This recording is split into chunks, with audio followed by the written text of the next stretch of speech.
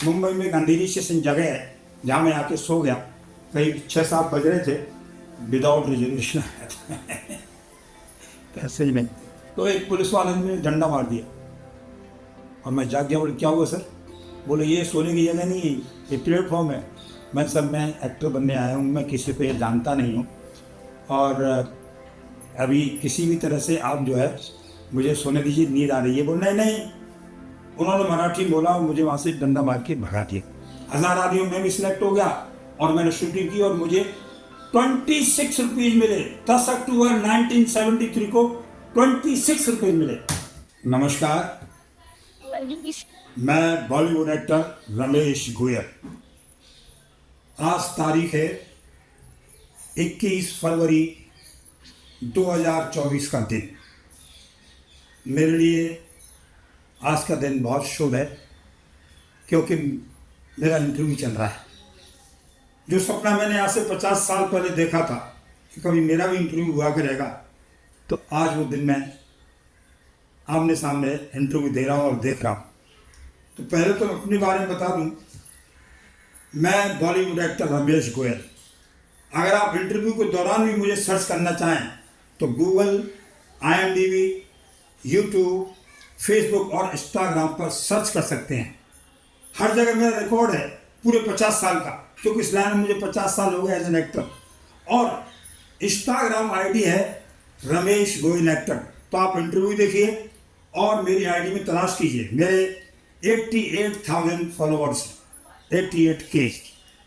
I am lucky, by the grace of God मैं यहाँ तक पहुँच चुका हूँ और मैं अपने फॉलोअर्स से और आप सब लोगों से प्रार्थना करता हूँ करबद्ध कि आप मुझे आगे बढ़ाइए। हाँ, तो मैं उसी टॉपिक पर आता हूँ। तो 50 साल पहले मैं यहाँ पर एक्टर बनने आया था। आगरा फतेहपुर सीकरी की जगह यूपी में, फतेहपुर सीकरी का रहने वाला हूँ, डिस्ट्रिक्ट आगरा में। और मैं बेसिकली पढ़ा लिखा ज़्यादा नहीं हूँ, लेकिन मैंने इंटरमीडिएट पास करने के बाद में डिप्लोमा किया और उसके बाद में मैं जूनियर इंजीनियर का कोर्स किया और नौकरी भी लगी मेरी जूनियर इंजीनियर की। लेकिन कहीं ना कहीं मैं ये चाहता था कि भाई मैं नौकरी करूँगा तो मुझे कौन पहचाने, बिजनेस करूँगा तो कौन पहचाने। ठीक है, मैं थोड़ा बहुत पढ़ गया हूँ लेकिन इसका ज़्यादा फ़ायदा नहीं मेरी लाइफ में। तो मैंने सोचा कि मुझे अपनी फेस वैल्यू बनानी है। तो मैंने थोड़ी बहुत नेतागिरी भी की, पर उसमें मेरी फेस वैल्यू बनी नहीं, आगे नहीं बढ़ पाया। तो मैंने सोचा कि अगर मैं एक्टर बन जाऊँ तो शायद मेरी चेहरे को लोग पहचानें। कुछ तो पहचानने की कोशिश करने में क्या नुकसान है, क्राइम इज नॉट क्राइम। तो मैं 10 अक्टूबर 1973 को मुंबई पहुंच गया देहरादून एक्सप्रेस से, फतेहपुर सीकरी से। 8 अक्टूबर चला था और 10 अक्टूबर को मैं समझो कि अंधेरी स्टेशन मुंबई पर आ गया। मुंबई में गांधीजी स्टेशन जगह है जहाँ मैं आके सो गया। करीब 6-7 बज रहे थे और बाखड़ा था रेलवे का स्टेशन का, वहाँ पर मैं सो गया क्योंकि विदाउट रिजर्वेशन आया था पैसे ही नहीं थे, बहुत समझो कि पैसे ही नहीं थे तभी चलता। तो चला आया मैं यहाँ पर और सो गया। तो एक पुलिस वाले ने डंडा मार दिया और मैं जाग गया। बोले क्या हुआ सर? बोले ये सोने की जगह नहीं, ये प्लेटफॉर्म है। मैं सर मैं एक्टर बनने आया हूँ, मैं किसी को ये जानता नहीं हूँ और अभी किसी भी तरह से आप जो है मुझे सोने दीजिए, नींद आ रही है। बोले नहीं नहीं। उन्होंने मराठी बोला और मुझे वहाँ से डंडा मार के भगा दिया। बस मेरे दिमाग में एक बात आ गई कि ये भगवान का डंडा है। रमेश गोयल, ये तुम्हारी जगह नहीं है प्लेटफॉर्म, ये भाखड़ा तुम्हारी जगह नहीं, तुम्हारी जगह कहीं और है जो तुम सोच के आए हो, घर वालों को छोड़ के आए हो, माँ बाप को रोते हुए छोड़ के आए हो। तुम कहाँ सो रहे हो? चलो, सही बोल रहा है, हवलदार के रूप में ये आदमी मेरा भगवान है। और वहाँ से जो मैंने यात्रा स्टार्ट की, मैंने बहुत भूख प्यास, कभी सुबह खाना नहीं मिला तो शाम को नाश्ता मिल गया, शाम को नाश्ता मिल गया तो फिर सुबह जो है खाना नहीं मिला, नाश्ता भी नहीं मिला, कुछ नहीं मिला और भूखा प्यासा मैं 2-3 दिन ऐसे ही निकाले। मुझे एक फिर भगवान मिल गए। मैंने सर यहाँ पर स्टूडियो कहाँ पर है? बोले यहाँ पर स्टूडियो दादर में है, वहाँ पर सब लोग आते हैं, रंजीत स्टूडियो, रूप तारा स्टूडियो, वहाँ सब एक्टर आते हैं शूटिंग के लिए। तो मैंने कैसे जाते हैं यहाँ से? बोले यहाँ से बस पकड़ो सीधा पहुँच जाओ था। और मैं दादर पहुंच गया स्टूडियो में। तो वहाँ पर बाय द वे कार्ड बन रहे थे एक्स्ट्राओं के, उस समय जूनियर आर्टिस्ट नहीं बोलते थे, एक्स्ट्रा बोलते थे। तो एक्स्ट्राओं के कार्ड बन रहे थे। तो बहुत रिक्वेस्ट की कि मैंने पैसे मैं आपको दे दूँगा, मेरा पैसे नहीं है, मेरा कार्ड बना दिए क्योंकि मुझे काम करना है और मुझे मेरे पास 1 रुपया नहीं है। तो वो दिन जो है बाय द वे क्राउड का बोर्ड था, शायद आंधी फिल्म थी, आंधी और अमीर गरीबी, इन दोनों के क्राउड के बोर्ड चले थे, हजार आदमी चाहिए थे। तो उन्होंने मेरा भी नंबर लगा दिया, 1000 आदमियों में भी सिलेक्ट हो गया और मैंने शूटिंग की और मुझे 26 रुपीज मिले। 10 अक्टूबर 1973 को 26 रुपीज मिले। और मैंने देखा उन रुपयों को, बहुत खुश हुआ। बोले ये मेरी ज़िंदगी की फिल्म लाइन से पहली कमाई है। और मैं बहुत खुश हुआ। स्ट्रगल शुरू हुआ, यहाँ स्ट्रगल वहाँ स्ट्रगल, थोड़े बहुत पैसे आने लगे। क्राउड में काम करने के बाद मैं फिर फोटो खिंचवाए। फिर लोगों ने बोला भाई एक्टर अगर आप बनना चाहते हैं तो ये जूनियर, फिर उनको जूनियर आर्टिस्ट बोलने लगे। तो वो जूनियर आर्टिस्ट में काम करेंगे तो क्राउड में रहेंगे आप। अगर आपको एक्टर बनना है तो आपको फोटोग्राफ्स खिंचवा के अपने एक्सप्रेशन से, अपनी फाइट से, अपनी बॉडी से आपको डायरेक्टर प्रोड्यूसर को टेक्नीशियन दिखाना पड़ेगा कि मैं इस तरह कर लेता हूँ, तो शायद आपको 1-2 डायलॉग का रोल मिल जाएगा। और वही हुआ। मैंने फिर कोशिश की, डायलॉग मिलने लगे। फिर इसी चक्कर में 7-8 साल निकल गए। तो फिर मुझे मिल गई वो सीरियल यही है ज़िंदगी। उसमें मैं 1-2 डायलॉग थे उसमें। जब मैं शूटिंग करने लगा तो मैंने देखा कि यहाँ पर, और उसके डायरेक्टर थे कुंदन शाह, सईद मिर्ज़ा, अजीज़ मिर्ज़ा, वो तीनों मिलकर काम करते थे यही है ज़िंदगी में। तो बहुत बड़े डायरेक्टर थे वो। तो मुझे उन्होंने लिया, बोल ठीक है ऐसे बुलवा लेंगे यार, राइट लेफ्ट का काम है, तो खड़ा कर दिया। तो जब मैंने देखा कि ये यहाँ पर शॉट लिया और यहाँ टीवी में दिखाई दे रहा है, अरे मैंने अभी यहाँ शॉट दिया, टीवी में कैसे आ गया? फिल्म में तो ऐसा नहीं होता है। मैं सर पूछा डायरेक्टर में, सर ऐसा कैसे कि आपने शॉट मेरा यहाँ ली और मैं उस टीवी में नजर आ रहा हूँ? बोले इसको ही बोलते हैं टीवी सीरियल, अभी नई स्टार्ट हुई टीवी सीरियल, तो इसमें तो एक काम मिल जाए। बस मैंने उसी पर डिसाइड कर लिया कि मैं केवल टीवी सीरियल नहीं काम करूँगा, क्योंकि मुझे तो अपना चेहरा देखना था।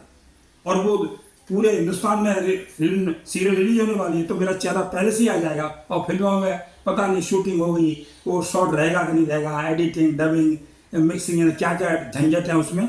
और फिर भी मालूम पड़ा कि मेरा सीन ही कट गया। बोले यहाँ तो वही शॉट ले लें जो आने वाला है सीरियल में। बस मेरी लाइफ स्टार्ट हो गई। और जो मैंने काम किया, फिर चलते चलते मुझे रामायण मिल गई, रामायण मेगा टीवी सीरियल। उससे मुझे मामा मारिच का रोल मिल गया। अगर आप यूट्यूब पर केवल मामा मारिच लिखेंगे तो मेरा पूरा संवाद है रावण के साथ में। और मैं समझाता हूँ भांजे ऐसा मत करो, वो मर्यादा पुरुषोत्तम राम है, उनके साथ झगड़ा मत करो।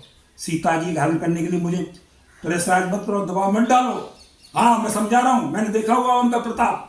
तो रावण अपने घमंड है कुछ नहीं, या तो तुम मेरी बात को मानो, सीता जी का हरण करवाओ, सोने का हरण बनाओ, नहीं तो मैं तुम्हें यहीं मार दूंगा। तो फिर मैंने सोचा इस राक्षस के हाथों से मरना तो बेटर नहीं है। अच्छा तरीका यही है कि मैं वहाँ राम मर्यादा पुरुषोत्तम राम के हाथों से बोलूँ। तो मैं तैयार हो गया और मैं जाता हूँ। ये सब सीन है पूरा, यूट्यूब पर आप सर्च करेंगे तो। और लास्ट में मैं मरता हूँ, हाय लक्ष्मण चिल्लाता हूँ, तो हाय राम ऐसे चिल्लाता हूँ, तो सीता जी बोलती हैं जाओ भाई पर विपत्ति आ गई है। तो लक्ष्मण जी जो रेखा खींची हुई थी, लक्ष्मण रेखा, वो छोड़ के आते हैं और रावण आता है, हर के लिए आता। बहुत लंबे सीन है। फिर वहाँ से रामायण एक्चुअल में स्टार्ट होती है, सेमी क्लाइमेक्स वहाँ से। क्योंकि जब मैंने सीता जी हरण करवाया तो उन्होंने राक्षस हो गए और लास्ट में रावण को मार दिया।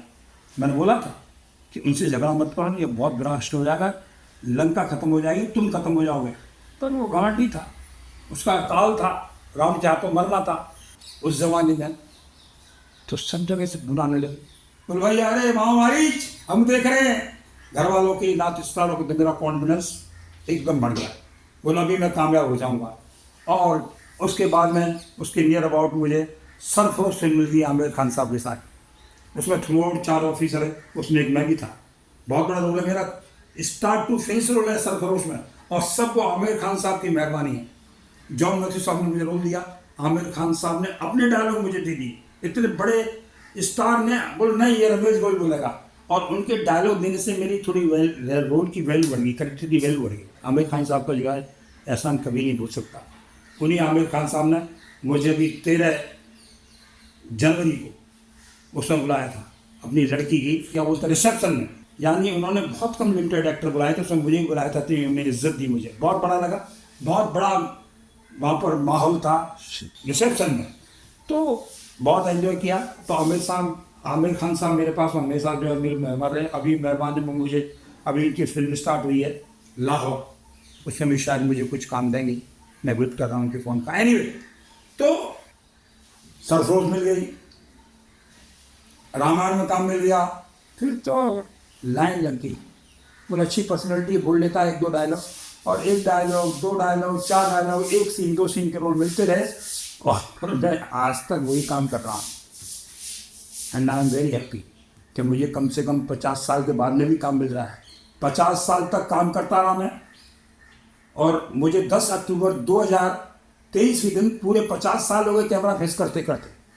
उसके बाद में ये 51वां साल चालू हो गया और अभी भी काम मिल रहा है, शूटिंग मिलती है, काम करता हूँ।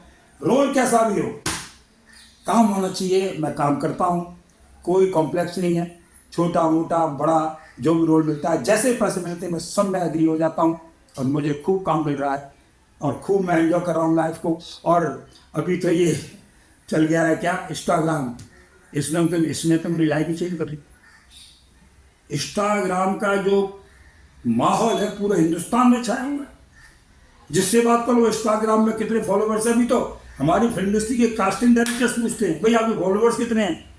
अगर आप मान लो ऑडिशन में पास नहीं हो गए, लेकिन आपके इंस्टाग्राम में फॉलोवर्स कम हैं, तो आप पास नहीं होंगे, क्योंकि प्रोड्यूसर की डिमांड है ये भाई इंस्टाग्राम पर फॉलोवर्स होने चाहिए। तो अभी मुझे बहुत एक कॉन्फिडेंस है कि मेरे अभी 88,000 फॉलोवर्स हैं।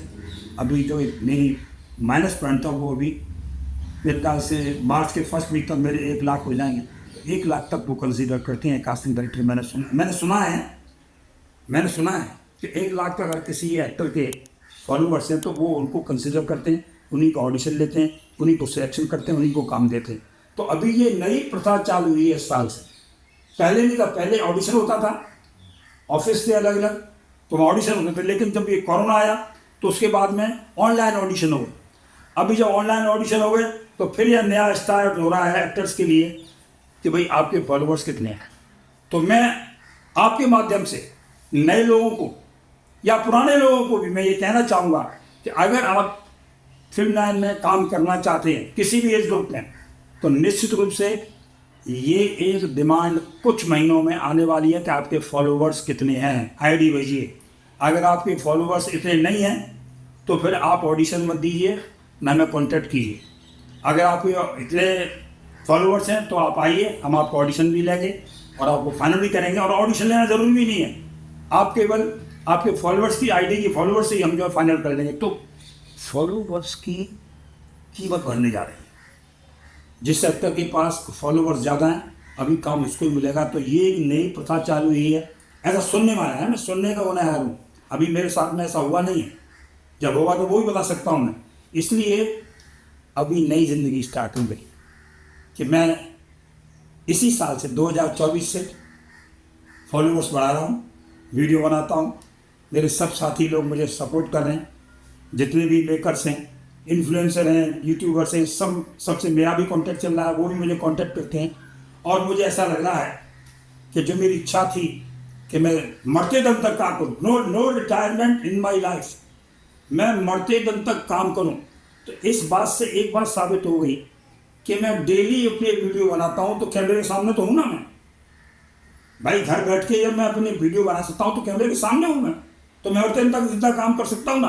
हो सकता है फिल्म लाइन में कुछ सालों के बाद काम बंद हो जाए, लेकिन ये इंस्टाग्राम तो जिंदा रहेगा, और ये भी नहीं रहेगा तो फिर कुछ और आएगा। लेकिन ये मीडिया लाइन, ये जो कहना चाहिए इसको क्या बोलते हैं, नेटवर्क लाइन जो है, ये डिजिटल जो एरिया है, डिजिटल मीडिया है, ये कभी बंद नहीं होगा। आज अगर इतना है तो इतना होगा, फिर इतना होगा, फिर इतना होगा, बढ़ता ही जाएगा। तो मैं डिजिटल इंडिया में भी शामिल हो गया हूँ। ये सब आप लोगों का आशीर्वाद है। मैं अगेन आप लोगों के माध्यम से इस कैमरे के माध्यम से जो मेरे ऊपर चल रहा है, मैं आज बहुत हैप्पी हूँ और ये कहना चाहूँगा कि मुझे आप ज़्यादा से ज़्यादा इंस्टाग्राम पर फॉलो कीजिए। फॉलोअर्स को बहुत बहुत धन्यवाद कि आपने मुझे यहाँ तक ला के खड़ा कर दिया है। और फेसबुक, यूट्यूब, ये जितने भी डिजिटल मीडिया का जो भी आइटम है उस सब में मैं रहना चाहता हूँ, क्योंकि उम्र एक गिनती है, उम्र गिनती है। जोश आप में किसी भी उम्र में हो सकता है। मैंने ऐसे भी एक्टर देखे हैं जो कि 25 साल के जोश ही नहीं, सोते रहते हैं, दारू पीते रहते हैं, तमाम इधर की बातें करते हैं, कुछ करते ही नहीं, माँ बाप से पैसा मंगाते हैं और वेस्ट कर रहे हैं पैसे। ऐसे भी लोग हैं जिनके पास कुछ नहीं है लेकिन जोश है और उम्र जो है रिटायर हो गया है वो किसी ऑफिसर से। ऐसे इस लाइन में स्ट्रगल करना है जिनकी उम्र 70 साल है, 70 ईयर्स है, कहीं से रिटायर हो गया है, स्ट्रगल कर रहे हो, बुढ़े हैं, लेकिन सर उम्र का वही गिनती है। मेरे में कॉन्फिडेंस में एक्टर बनूंगा, यानी कि एक रिटायर्ड आदमी 70 साल की उम्र में एक्टर बनने की कोशिश कर रहा है। सोच इसमें कितना जोश होगा। उन्हीं इसमें से एक मैं भी बुढ़ा हूँ, ओल्ड मैन हूँ, सीनियर सिटीजन हूँ, लेकिन मैं अपने को 25 साल से कम नहीं समझता हूँ। खूब पैदल चलता हूँ, वॉक करता हूँ, जॉगिंग करता हूँ, बॉडी को फिट रखता हूँ, कुछ एक टाइम खाना खाता हूँ, फ्रूट्स खाता हूँ, ड्राई फ्रूट्स खाता हूँ, बस ये मेरी ज़िंदगी है। एंड भगवान तू मेरे ऊपर बहुत मेहरबान है जो मुझे इतनी सद्बुद्धि दी। मुझे कोई शौक नहीं लगाया, कोई किसी चीज़ का आदी नहीं हुआ। मैं बस अपने ज़िंदगी को अपने बच्चों के साथ में, और मेरा बड़ा भला पूरा परिवार है, मेरा बीवी है, बच्चे हैं, बच्चों के बच्चे हैं, सब कुछ दिया हुआ है उसका, मुझे कोई प्रॉब्लम नहीं है। इसलिए I am the happiest man, ऐसा मैं मानता हूँ। और 100% पॉजिटिव हूँ मैं, मेरे दिमाग में नेगेटिविटी कभी आती नहीं है। और मैं चाहता भी हूँ कि पब्लिक को ज़्यादा से ज़्यादा पॉजिटिव होना चाहिए। जैसे हमारे नरेंद्र मोदी साहब है पॉजिटिव, वो सोचते हैं वही करते हैं, उनको मैं फॉलो करता हूँ कि एक आदमी कहाँ से कहाँ तक पहुँच गया। वर्ल्ड लेवल का लीडर हैं मोदी साहब, वर्ल्ड लेवल के, जो कि कुछ थे ही नहीं। मैं उनको फॉलो करता हूँ कि जब ये वो दुनिया के सबसे बड़े लीडर बन सकते हैं मोदी साहब, तो क्या मैं छोटा मोटा एक्टिव नहीं बन सकता? इसी धारणा को ग्रहण करते हुए, मानते हुए मैं आगे बढ़ रहा हूँ। मैं सब लोगों का आपका आशीर्वाद चाहता हूँ कि बहुत ज़्यादा देर से बोल रहा हूँ। मैं चाहता हूँ कि आप मेरी इसी बात को समझ के मुझे फॉलो जरूर कीजिए इंस्टाग्राम पर, और अवश्य मुझे सर्च कीजिए सब जगह।